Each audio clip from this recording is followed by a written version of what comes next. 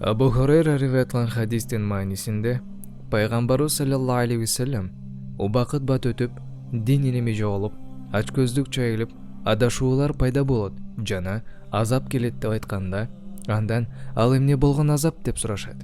Ал өлтүрүүлөр деп жооп берет.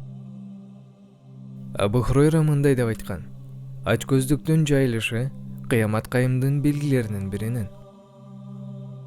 Жабир ибн Абдулла риваят кылган хадистин маанисинде пайгамбарыбыз саллаллаху алейхи вассалам мындай деп айткан: адилетсиздиктен сактангыла, анткени ал кыямат күнү караңгылыкка айланат. Жана ачкөздүктөн сактангыла, анткени ал силерден мурункуларды талкалаган. Ачкөздүк алардын кан төгүүсүнө жана тыйылган нерселерди жасоосуна себеп болгон. Кады Иаат айткан: кээ бир аалымдар ачкөздүк адамдарды бул дүйнөдө талкалады деп эсептесе, башкалары болсо ал адамдар акыретте азапталат деп эсептеген. Ал эми үчүнчү тарап болсо ачкөздүк адамдарды акыретте да жана бул дүйнөдө да талкалады деп айтышкан.